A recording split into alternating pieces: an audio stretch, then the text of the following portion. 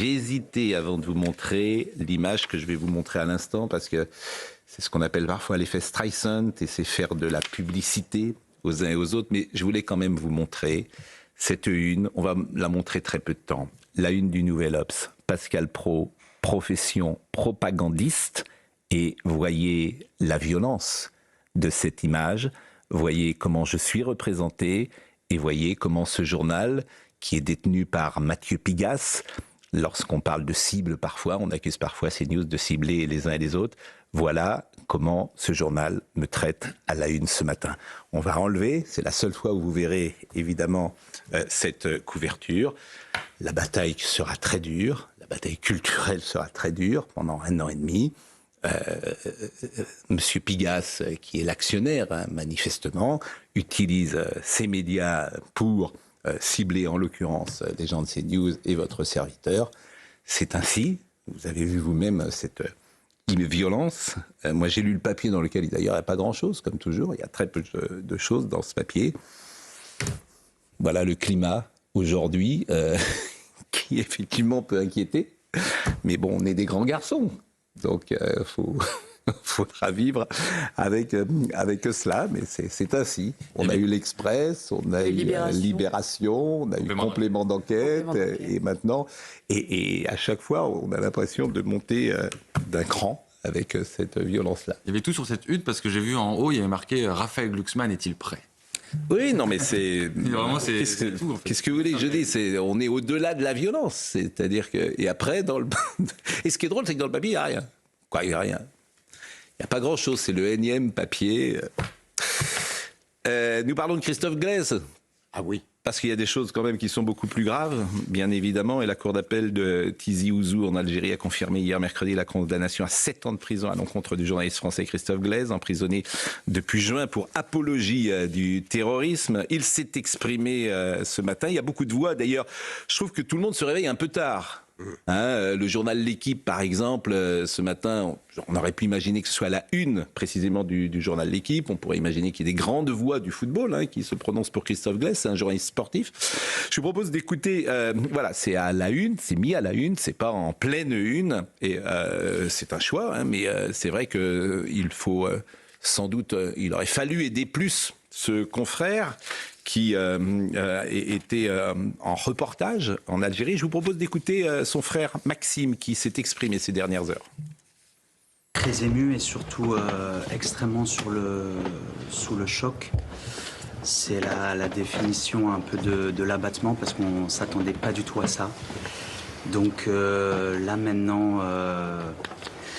l'espoir est vraiment retombé. Je pense à mon frère, à ma mère, à mon beau-père et à sa copine qui ont dû la prendre sur l'instant. Et j'imagine mon frère dans les prisons algériennes pendant 7 ans. Et c'est vrai que c'est pas simple. Et donc on va continuer le combat pour qu'il y ait une issue favorable possible. Mais je trouve que c'est ahurissant. Je suis abasourdi et j'espère que ça sera vitement effacé dans les prochains jours. Mais ça va être très complexe. Et la mère de Christophe Glaise, qui était présente hier en Algérie au moment du jugement, s'est exprimée chez nos confrères de RTL. Nous l'écoutons. Je suis vraiment sous le choc. Cette annonce du verdict m'a terrassée. Dans tous les scénarios que nous avions envisagés, il y avait la possibilité d'un acquittement, la possibilité d'un sursis avec une peine ferme. Mais celle-là, vraiment, on ne l'avait pas envisagé. Il y avait des signaux positifs qu'on avait ressentis. D'abord, notre avocat français a eu le visa professionnel pour pouvoir assister au procès. Et puis, on avait surtout les mesures d'apaisement qu'on croyait entre la France et l'Algérie. Et malheureusement, on s'est trompé sur tous les tableaux.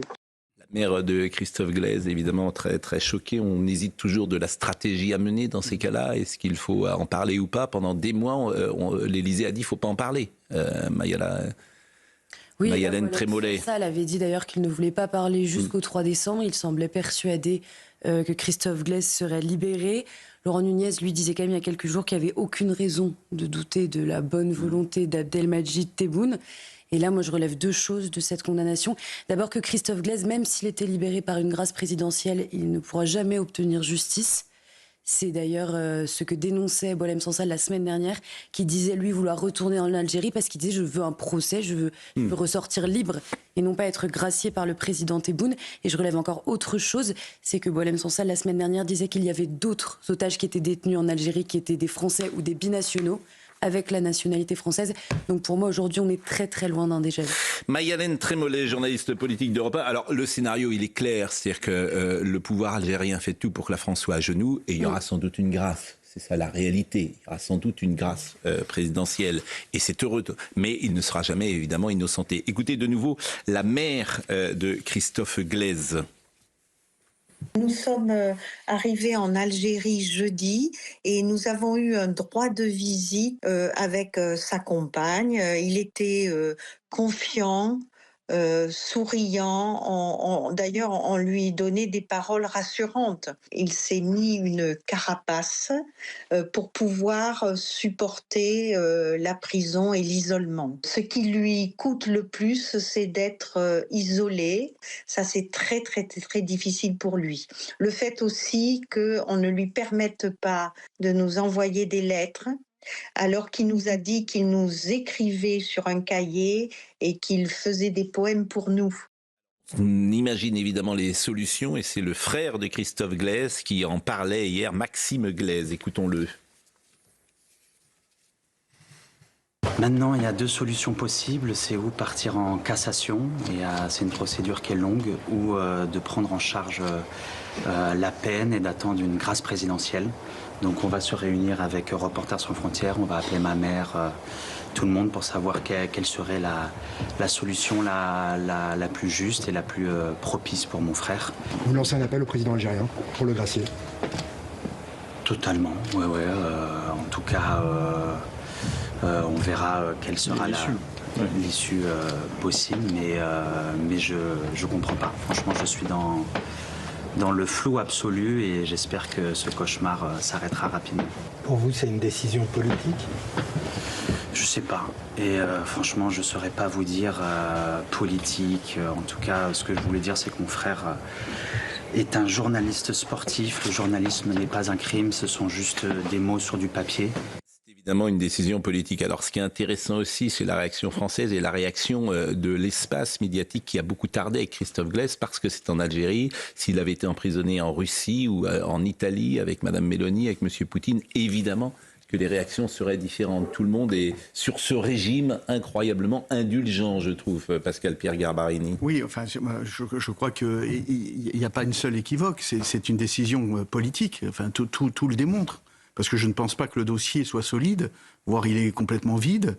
Emmanuel Daoud, qui est l'avocat français que je connais bien, et en plus, il est assez spécialisé justement des problèmes de dossiers internationaux. Donc il connaît quand même très très bien son métier.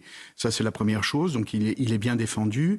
On s'aperçoit qu'en effet, c'est ce que vous disiez, c'est-à-dire qu'il y a eu un habillage pour laisser entendre qu'en fait les droits du détenu était respecté, que donc il pouvait voir son avocat, contrairement à Boualem Sansal qui lui n'avait pas eu le droit, que la famille pouvait lui rendre visite. Donc il y a eu tout un habillage, ça c'est le premier point.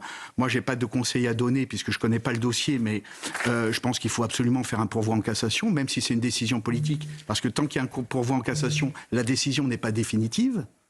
Oui, mais on voit bien, décision politique, stratégie politique. L'idée, c'est de mettre, quoi qu'il arrive, la France à genoux, à la merci du pouvoir politique. Sans doute y aura-t-il, comme pour Boualem Sansal, une grâce. Je ne sais pas quand elle arrivera, mais sans doute.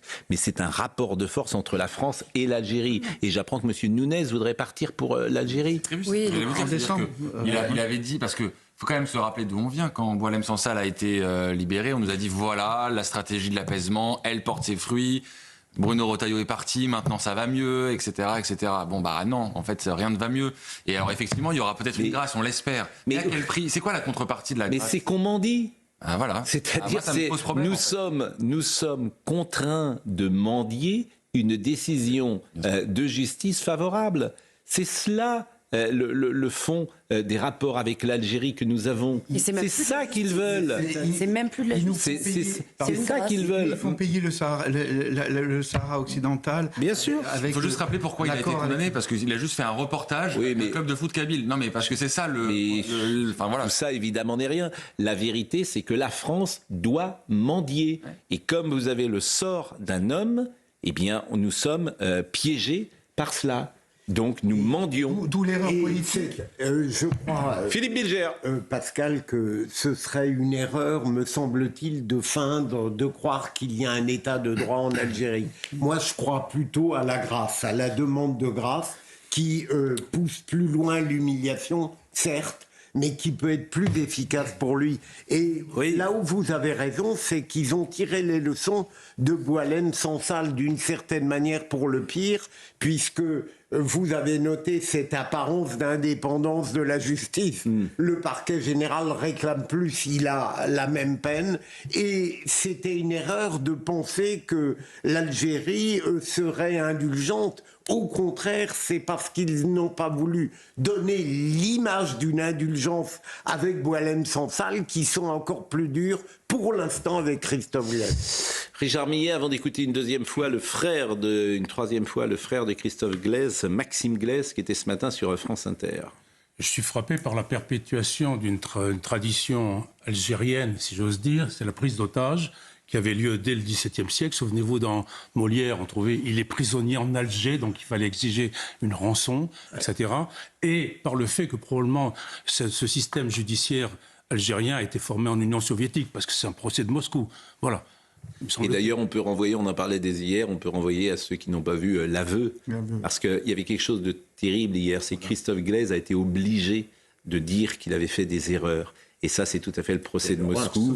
Ceux qui ont vu l'aveu se souviennent qu'on te demande de dire cela, tu apprends par cœur ta réponse, qui ne change rien, puisque à la fin, ils sont tous condamnés à mort. Dans l'aveu, un film de Costa Gavras. Il y a des réactions ce matin, j'ai envie de dire enfin, notamment Boualem Sansal, qui a pris également la parole. Nous l'écoutons. J'étais à la fois effondré et à la fois heureux. Il y a quand même un acharnement contre ceux qui seront supposés être... qui complotent contre l'État algérien, etc. Mais ça ne me surprend pas. Ça m'a beaucoup touché, mais ça ne me surprend pas. Le procureur avait-il besoin de réclamer 10 ans ? Pourquoi ? C'est de la cruauté pure, c'est vouloir faire mal, c'est vouloir humilier. Ils n'avaient pas besoin de ça. Mais pourquoi heureux ? Ça y est, il va sortir. 1 heure après quelques coups de téléphone par-ci par-là, j'ai compris que la grâce allait venir très rapidement, qu'il faut laisser un peu de temps au gouvernement pour que les choses se calment. Et surtout, les procédures, c'est super important. Mais donc vous êtes confiant ? Je suis confiant, oui. Franchement, je suis confiant. Écoutez, il y a quand même une grande différence entre un commentaire politique, c'est-à-dire qu'au moment où Boualem Sansal a été emprisonné, la droite a soutenu très vite Boualem Sansal. La gauche, en revanche, c'était oui, mais. Oui, on le soutient, mais quand même, il a des propos, etc. Je note quand même que Christophe Glaise, qui est plutôt, dans son travail, plutôt orienté à gauche, peu importe d'ailleurs, est soutenu par la droite de manière unanime, sans qu'il y ait aucun mais qui soit ajouté après. Ouais, on se demande... Et vous avez tellement raison. Vous avez tellement raison, Thomas. On se demande pourquoi on a fait cet acte de repentir par rapport à la guerre d'Algérie, hein. Franchement. Moi, je suis désolé, hein. Mais voilà, on le paye. Mais comme l'a dit... Parce qu'on est plat comme des limandes. Oui, mais... À force de toujours, entre guillemets, s'auto-flageller sur du passé à une époque passée, et d'être là et de venir dire excusez-nous, c'est un crime contre l'humanité ce qui s'est passé en Algérie, et oublier tous les soldats français également qui ont combattu pour le drapeau français, franchement, et voilà, et ça on le paye encore. Oui, mais Pascal a raison, je pense qu'on n'a pas encore atteint le fond de l'humiliation. Je pense que compte tenu de l'attitude de la France et celle notamment d'un ministre des Affaires étrangères qui n'en a que le nom, objectivement, eh bien, on va continuer pardon pour la familiarité, à en baver sur le plan international. Il n'y a aucune raison que l'Algérie ne continue pas l'opprobre qu'elle... il y aurait quelques raisons, c'est le rapport de force, et il y a plein... Absolument. J'ai cité hier, par exemple, que Donald Trump, il a interdit les visas pour 19 pays. Ah oui, 19 pays qui menacent le terrorisme. radicales. Mais elles ne sont pas radicales, d'ailleurs, elles sont tout simplement... Oui, pourquoi vous dites radical? Non, pourquoi vous dites radical? Parce que...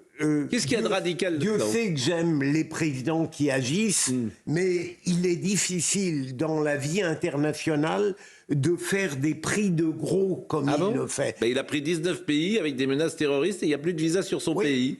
Pourquoi vous dites... pourquoi vous caricaturez? Pourquoi tout le monde caricature toujours? Pas. Vous dites des prix de gros. Je pense, mais parce que... prix de gros, c'est caricatural. À une autre décision de Donald Trump, où il élimine globalement le pays sans faire par moment des distinctions qui pourraient être utiles.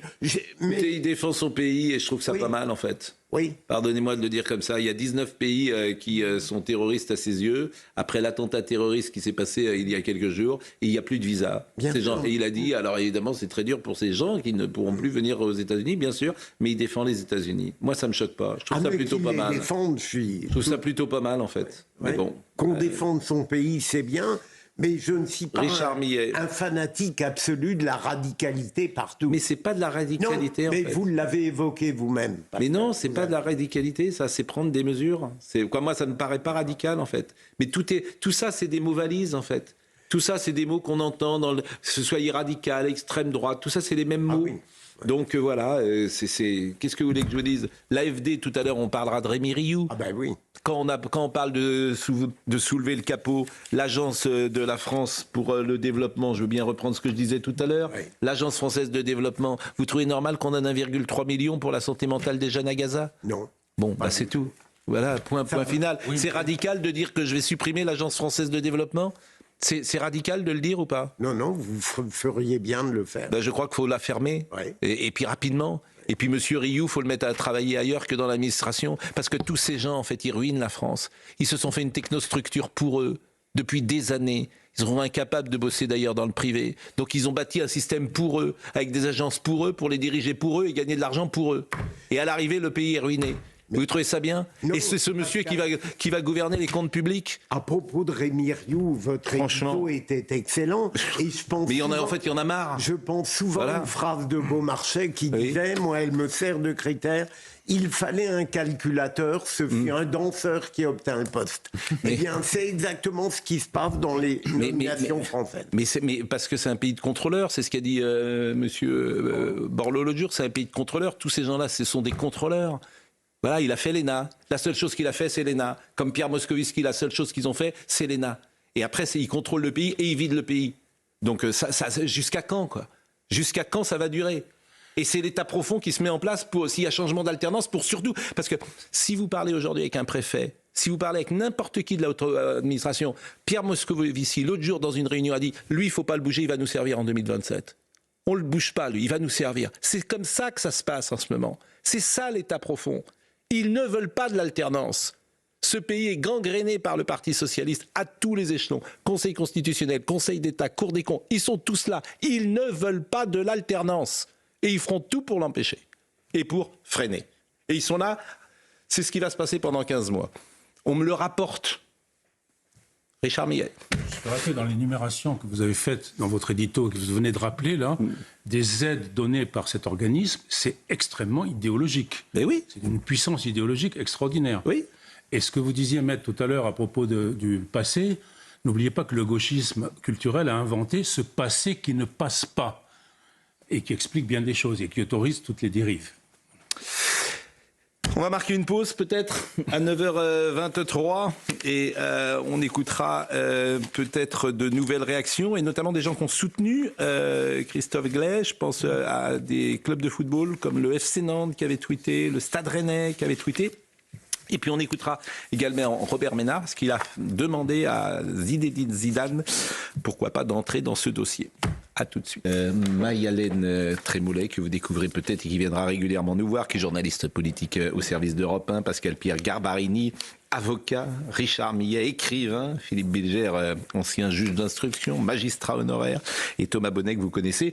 Vous disiez tout à l'heure, quand on parlait de l'État profond, le président a 1500 nominations possibles. Alors, il y a beaucoup de directeurs de musées, etc., mais il y a les préfets, bien sûr, donc il y a quand même un pouvoir nominatif de sa part important. Et c'est ce qui va se passer pendant les 15 mois. C'est pour ça que la bataille culturelle, elle va être terrible. Pourquoi ? Parce que toutes ces nominations, tout l'État profond parie sur une alternance. Est-ce qu'elle arrivera ou pas ? Je n'en sais rien.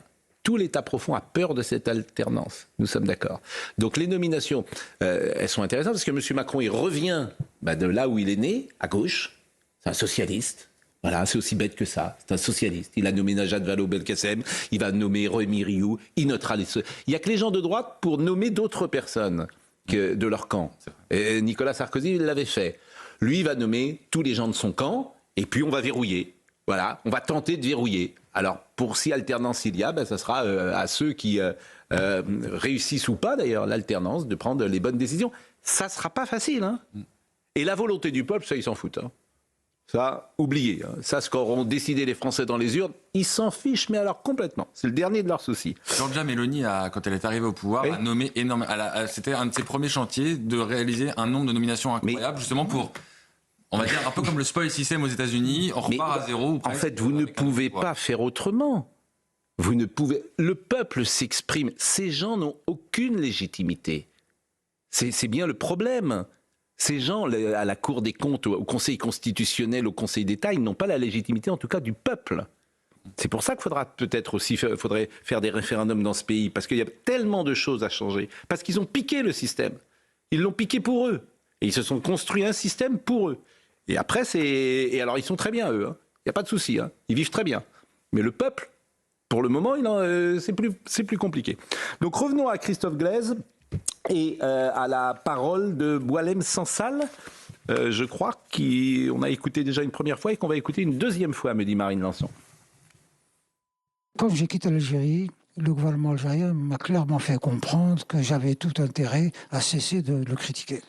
Mais en même temps, je veux parler parce qu'il faut cesser de s'humilier devant le pouvoir algérien. Il faut résister. Et ce qu'il faut faire, c'est lutter contre une dictature. Il y aura d'autres, Boualem Sansal, d'autres Christophe, et il y en a beaucoup déjà. C'est une dictature qui n'arrive pas à se corriger, à prendre des manières un peu plus civilisées. Parce qu'on peut être une dictature civilisée, à agir en préservant les formes, etc. Non, elle est brutale et méchante et cruelle. Il faut absolument que les pays européens, l'ONU, je ne sais pas, arrivent à discipliner, à moraliser ces régimes-là. Et on tolère le régime algérien et le régime X et le régime Y depuis 30 ans, 40 ans, 60 ans. Ils ont fait un mal fou. Il est temps que ça cesse. Bon, beaucoup de prises de position ce matin. Je voulais vous faire écouter Robert Ménard également, qui en appelle à Zinedine Zidane. Alors, je ne peux pas vous le faire écouter, pour tout vous dire, pour des raisons de temps de parole.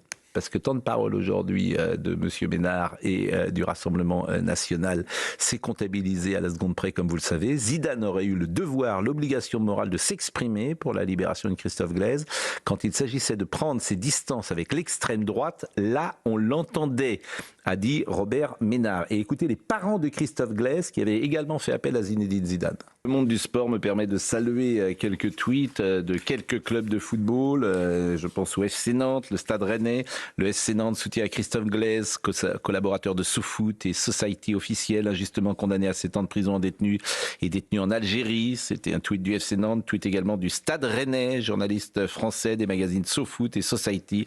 Christophe Glaise est incarcéré depuis l'été dernier en Algérie pour avoir exercé son métier. Puis citons Reporters sans frontières, qui est pour une fois à sa place, c'est-à-dire le soutien de journalistes en difficulté. D'ailleurs, M. Brutin a pris la parole hier, il a eu raison de le faire. Et puis, il y a une séquence où vous allez voir beaucoup de soutien à Christophe Glaise. Et c'était une séquence qui avait été tournée sans doute par les équipes de Reporters sans frontières. Et on va écouter quelques interventions, notamment notre ancien confrère de TF1 qui fait Koh-Lanta et qui s'appelle Denis Brognard.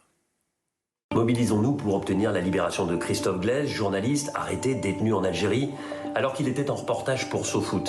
Christophe a été condamné à 7 ans de prison pour un simple reportage, juste parce qu'il a fait son métier de journaliste. Bonjour, ici c'est Ray Oliveira, ex-joueur de foot professionnel brésilien. Il faut libérer Christophe Glaise, justice pour Christophe. N'oublions pas.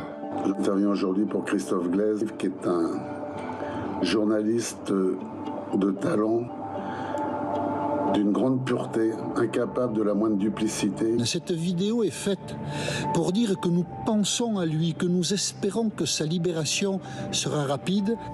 Bonjour, je suis Benjamin Biolay et je voulais faire savoir à Christophe Glaise que je pense beaucoup à lui et que j'espère sa libération la plus rapide possible. J'ai une pensée pour Christophe Glaise et j'espère. Bon, c'est une vidéo à une séquence qui dure 3 minutes, donc je pourrais vous la passer entièrement. Vous pouvez aller d'ailleurs la voir sur le site de RSF et c'est une bonne chose, tous ces soutiens. Voilà ce qu'on pouvait dire sur ce sujet.